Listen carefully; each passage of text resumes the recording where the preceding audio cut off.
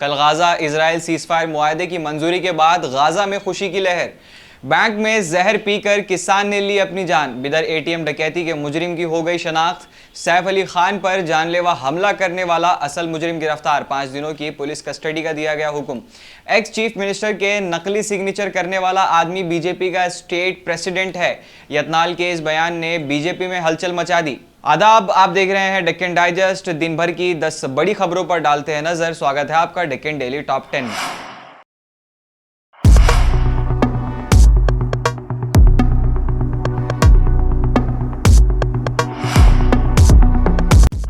Donald Trump दूसरी बार लेंगे America के प्रेसिडेंट के तौर पर शपथ। उस सेरेमनी में कई बड़ी हस्तियां होंगी शरीक। अमेरिका में वो वक्त आ गया है जिसका डोनाल्ड ट्रंप और उनके साथियों को बेसब्री से इंतजार था। आज 20 जनवरी को डोनाल्ड ट्रंप दूसरी बार अमेरिका के प्रेसिडेंट बनते हुए शपथ लेंगे। अमेरिका के वक्त के मुताबिक दोपहर 12 बजे के करीब डोनाल्ड ट्रंप अपने ओहदे के ओथ सेरेमनी में हिस्सा लेंगे। इस वक्त भारत में वक्त सुबह के 4 बज रहे होंगे। ट्रंप की इस ओथ सेरेमनी में दुनिया भर की तमाम बड़ी हस्तियां शामिल होने की तवक्को है। ट्रंप की ओथ सेरेमनी में हिंदुस्तान के minister of external affairs S Jaishankar शरीक होंगे। उससे कबल आज डोनाल्ड ट्रंप ने वाशिंगटन डीसी में एक बड़ी विक्ट्री स्पीच से खिताब किया और डेमोक्रेटिक पार्टी पर जमकर निशाना साधा और अपने आने वाले 4 साल के खाके को लोगों के सामने रखा। आपको बता दें कि डोनाल्ड ट्रंप के इस शपथ ग्रहण प्रोग्राम में नरेंद्र मोदी को इनवाइट नहीं किया गया है, जिसको लेकर काफ़ी सियासत हुई थी और मुबैना तौर पर एस जयशंकर कई दिन तक अमेरिका में रहकर उस पर लॉबी भी क्रिएट करने की कोशिश की थी, लेकिन ट्रंप इंतजामिया ने पीएम मोदी को इनवाइट करने से इनकार कर दिया। बजाय उनके एस जयशंकर को शख्सी तौर पर इनवाइट किया गया और अंबानी खानदान समेत कुछ और इंडियन लोगों को भी इनवाइट किया गया। उनके इस कदम से नरेंद्र मोदी की सोशल मीडिया पर काफ़ी ट्रोलिंग हुई थी, जो कि अपने आप को हर आने वाले अमेरिकन प्रेसिडेंट के जिगरी दोस्त बताने से पीछे नहीं हटते हैं और ट्रंप के साथ तो इस्लामोफोबिया के जरिए एक खुसूसी बॉन्ड भी शेयर करने का उनका मुजाहरा रहा है। खैर, हिंदुस्तान और अमेरिका के रिश्ते का आगे क्या होता है, ये रिश्ता क्या करवट लेता है, ये तो आने वाला वक्त ही बताएगा। गाजा सीजफायर के हाइलाइट्स पर डालते हैं नजर। कल गाजा इजराइल सीजफायर मुआहदे की मंजूरी के बाद गाजा में खुशी की लहर। गाजा में कल 19 जनवरी को सीजफायर मुआहदा अमल में आया। ये मुआहदा गाजा और इजराइल के दरमियान होना था, जो कल 8:30 बजे होना था, लेकिन कुछ ताखीर के बाद इस मुआहदे को मकामी वक्त के मुताबिक 11:15 को इजराइल ने कबूल किया। इसके बाद गाजा के लोगों में ज़बरदस्त खुशी का माहौल देखा गया। बड़ी तादाद में लोग सड़कों पर आए और अल्लाह का शुक्र अदा करते देखे गए। यहाँ बहुत सारे लोग जश्न मना रहे थे, वहीं कुछ लोग अपने मरहूमीन की कब्रों पर जाते हुए नजर आए। इस दौरान गाजा सीजफायर को लेकर एक खातून ने सोशल मीडिया पर लिखा कि मुझे ऐसा लगता है कि पिछले 15 महीनों से मैं सहरा में खो जाने के बाद आज मुझे पानी दस्तयाब हुआ है। मैं खुद को दोबारा जिंदा महसूस कर रही हूँ। हम उम्मीद करते हैं कि अब दोबारा जंग नहीं होगी इंशाअल्लाह। याद रहे कि गाजा में सीजफायर का पहला मरहला कल इतवार संडे को शुरू हो गया और इजराइल की जानिब से किए जाने वाले आखिरी हमले में 13 लोगों के शहीद होने की खबर है, लेकिन इस मामले के बाद कोई दूसरे हमले की खबर सामने नहीं आई। हमास ने 471 दिनों के बाद रिहा किए 3 खातून हॉस्टेजेस। गाजा में सीजफायर के बाद हमास ने 3 इजरायली खवातीन यरगमाल यानी कि हॉस्टेजेस को रिहा कर दिया है। इजराइल ने इस बात की तस्दीक की। गाजा सीजफायर मुआहदे के तहत हमास ने कल संडे को इन 3 खवातीन यरगमाल यानी कि हॉस्टेजेस को रिहा किया।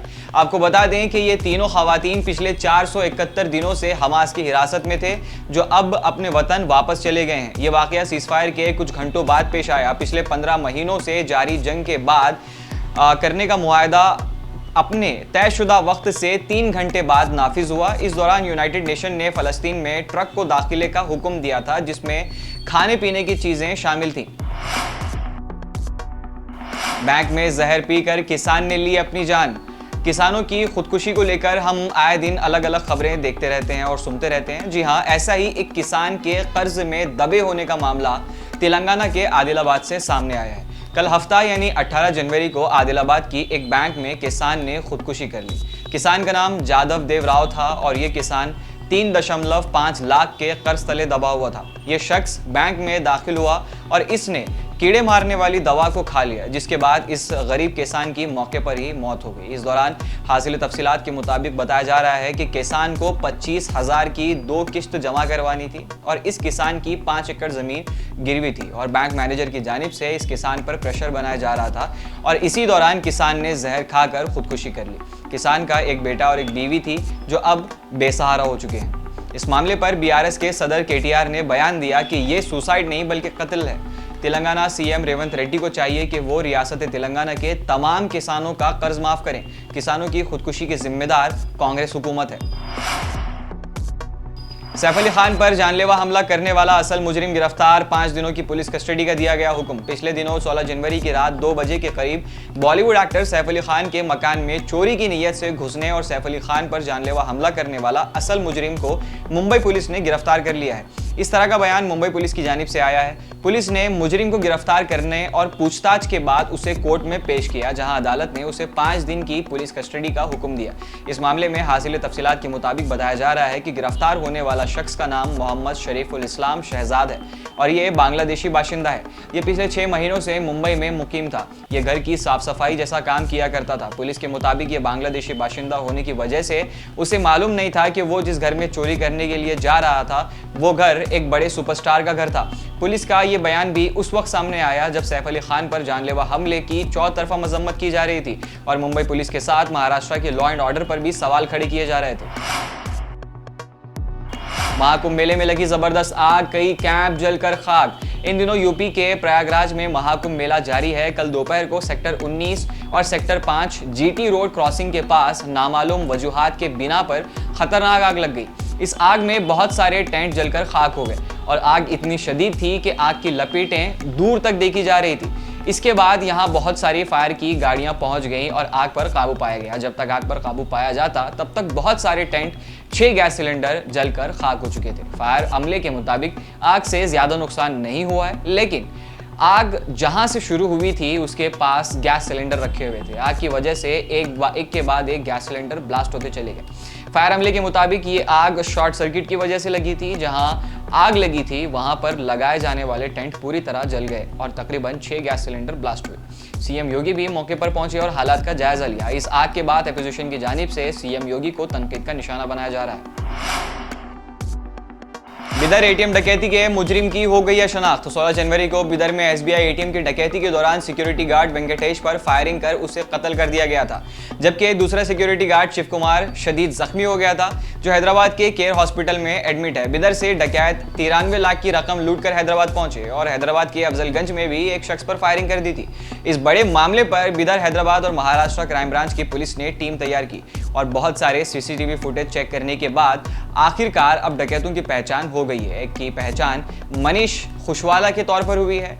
पुलिस के मुताबिक इस चोर के खिलाफ रियासत बिहार में भी बहुत सारी एफआईआर पहले से दर्ज हैं। इस मामले में पुलिस मजीद तहकीकात में मसरूफ है, लेकिन दूसरी तरफ वाकये के 3 दिन गुजरने के बाद भी लोगों का अरेस्ट ना होने से पुलिस को लेकर अवाम में काफी गुस्सा देखा जा रहा है। सोशल मीडिया पर अवाम की जानिब से पुलिस को तनकीद का निशाना बनाया जा रहा है और कहा जा रहा है कि पुलिस की जानिब से ये डकैत सब छोटी मोटी चीजें हैं। असल में बिदर पुलिस के लिए बड़ा क्राइम तो हेलमेट, रात में दुकान खुला रखना वगैरह है और इन बड़े मामलों में हमको बिदर पुलिस पूरी मुस्तैदी और हिम्मत के साथ अपनी ड्यूटी करती हुई नजर आती है और इन बड़े क्राइम्स में हम पुलिस की कारकिर्दगी पर कोई सवाल नहीं कर सकते।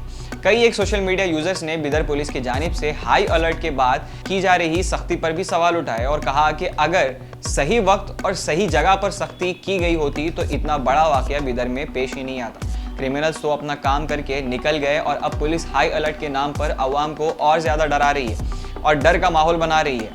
हमारे सोशल मीडिया प्लेटफॉर्म पर कमेंट करके बताइए कि आप इन सब के बारे में क्या सोचते हैं। एक सीएम के नकली सिग्नेचर करने वाला आदमी बीजेपी का स्टेट प्रेसिडेंट है। यतनाल के इस बयान ने बीजेपी में हलचल मचा दी।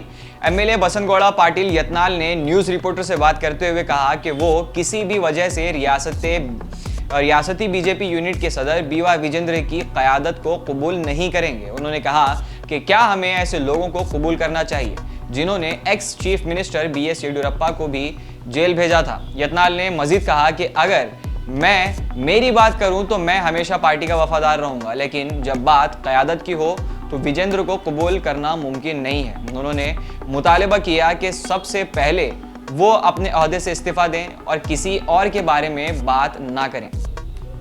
यतनाल ने कहा कि हम पहले ही अपनी पार्टी हाईकमान के सामने अपना मकसद जाहिर कर चुके हैं। यतनाल ने मजीद कहा कि जब बीएस येडियुरप्पा सीएम थे उस दौरान विजेंद्र ने बीएस येडियुरप्पा के नकली सिग्नेचर किए थे, इसलिए उन्हें जेल भी जाना पड़ा था। क्या जनरल सेक्रेटरी के ओहदे से वी सुनील कुमार देंगे इस्तीफा? रियासती बीजेपी में होने वाले वाकयात ने अब अलग मोड़ ले लिया है। एमएलए वी सुनील कुमार ने जनरल सेक्रेटरी के ओहदे से इस्तीफा देने की पेशकश की।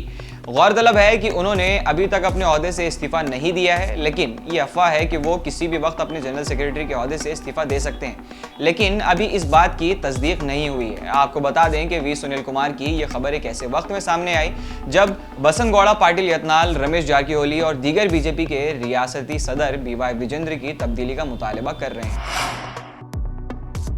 रमेश जारकीहोली और यतनाल को बीजेपी से निकाल देना चाहिए। एमपी रेणुका आचार्य ने रमेश जारकीहोली और बसनगौड़ा, पाटिल यतनाल बीजेपी से निकालने का मुतालबा कर दिया है। एक प्रेस कॉन्फ्रेंस से खिताब करते हुए रमेश जारकीहोली पर सख्त हमला करते हुए कहा कि यतनाल और रमेश जारकीहोली ने बीएस येडियुरप्पा की तौहीन की है, इन दोनों के खिलाफ कार्रवाई की जाएगी। वहीं रेणुका आचार्य ने बसनगौड़ा, पाटिल यतनाल पर कहा कि इनको भी बिना किसी हिचकिचाहट के पार्टी से निकाल देना चाहिए। रेणुका आचार्य ने मजीद कहा कि ये दोनों बीएस येडियुरप्पा की वजह से पार्टी में हैं और उन्हीं की तौहीन कर रहे हैं। ये दोनों का कोई सियासी नजरिया नहीं है। उन्होंने मजीद कहा कि वो इन दोनों के खिलाफ पार्टी हाईकमान से शिकायत करेंगे और पार्टी से खारिज करने की बात करेंगे। इसी के साथ दिन भर की देश विदेश की 10 बड़ी खबरों का सिलसिला यहीं पर थमता। अगर आपको हमारा काम पसंद आता है तो हमारे चैनल को फॉलो और सब्सक्राइब जरूर कर लें और ऐसी खबरों के लिए बने रहिए हमारे चैनल डेक्कन डाइजेस्ट के साथ।